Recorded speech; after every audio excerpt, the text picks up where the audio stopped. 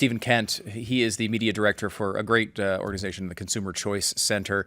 And I think one of 4 people left in Washington, D.C. that actually care about markets. Nice to be here with you. Is this my first time on Predictable? It is. Congratulations. Yeah, your first time. You were on, of course, Stu Does America back in the day, been on with me and Glenn back in the day, but first time on Predictable. It's an interesting time because this is obviously a major financial innovation. Most people were not in prediction markets, never considered them before the last couple of years, and now they're really coming on the scene.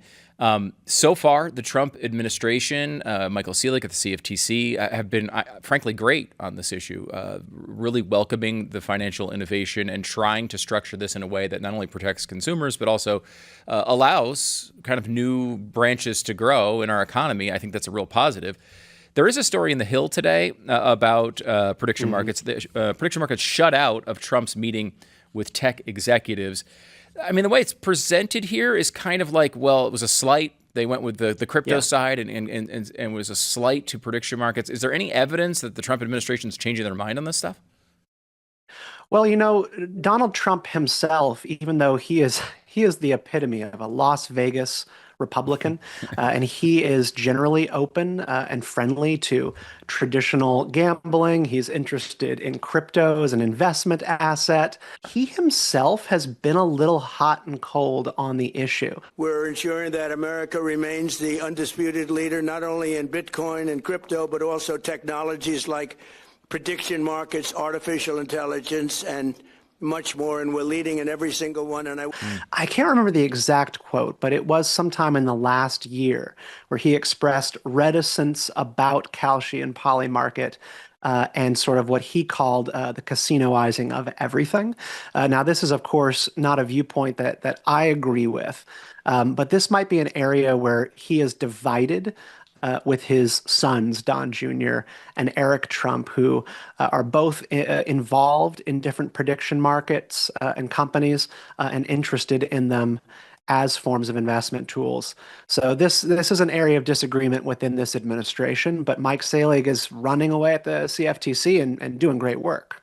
Yeah, it's interesting because I think you're right. He has mentioned this and been a little bit hesitant. He said a couple of the what I would call kind of like catchphrases of the opposition to prediction markets. The casinoization of America is just, it drives me absolutely insane. As if we aren't calculating risk on a day-to-day basis with everything we do, including driving our cars and picking a restaurant and 100 different other things. But one of the things about this in particular, which is interesting, is the way Trump thinks. And I think, look, we all know Trump is a unique guy. He does things differently than almost everybody else has ever been in politics. And I think what Trump does that's different than a lot of politicians, or maybe you and I, Stephen, like when I have an issue and I'm thinking about it, it pops in my head, I consider it, maybe I read a little bit about it, maybe I go back, maybe I talk to people that I trust and think, maybe people who I think are smart, I run it by them, Yep. I come through all the arguments, I try to eventually come to a decision. Trump tends to do a lot of that stuff publicly. Like his first thought might have been casinoization of America. That doesn't mean necessarily that's what he wants as a policy proposal. He doesn't certainly look. Michael Selig's a really smart guy. He's in that position because Donald Trump wanted him in that position. And frankly, when I look at it, I think he is generally speaking open to these things. Obviously, his sons are as well.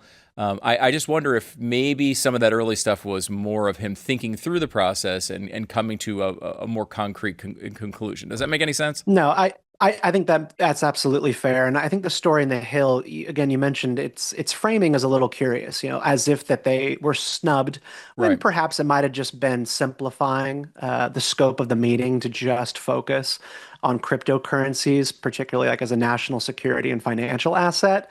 There was an early report that said prediction market companies were going to be present in this room, both from a technology and a finance perspective. And then they backtracked that and didn't end up bringing them in. I really don't think it says anything in particular about this administration besides that it just might have been a miscommunication behind the scenes. But the march against prediction markets, and I don't want to get ahead of you in the segment here. It's just a constant onslaught. No, yeah. There's a story in Bloomberg just yesterday looking at prediction markets and their susceptibility, supposedly to fake polls that get put out there into the ether. And you mentioned Donald Trump as being a guy who just sort of does gut checks and vibe checks on the news.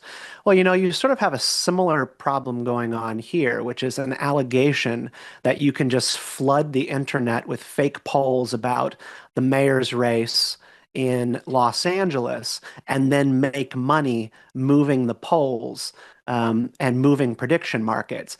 I think this is actually bunk. I don't know if you got a chance to see that story, but it's not very strong. Yeah, first of all, it's really interesting. There was actually a story about a fake poll that came out recently. It was in the Wisconsin statewide election with Francesca Hong, and it had her up by 20 points. There was a question at one point where they went to the pollster afterward and said, "Hey, like, what was your process for this? You had her up by 20 points and she lost." Yeah. And their response was basically like, "Oh yeah, we're not really a pollster. This was just an experiment to see what would happen." First of all, I am fascinated to see who was behind that. We'll probably learn that. But there were legitimate pollsters in the state that had very similar numbers. It wasn't like they were the only outliir. Yep. There's a little bit of this with this Fishback campaign thing as well, where an internal poll was kind of mislabeled. Look, the information diet we live in a society, Stephen, especially in the internet era, where there's going to be a lot of information that is true and a lot of it that isn't. Mm-hmm. And part of understanding prediction markets and understanding the news is trying to sort through that. That is what that is. We can all complain about this and say that it's a terrible thing, but like when you look at these pollsters, they were unreliable. They were brand new. No one had ever heard of them before. Isn't it up to us? I hate to bring up personal responsibility in this country these days, Stephen, but like, isn't that up to us to try to determine these things and hopefully get the right answer?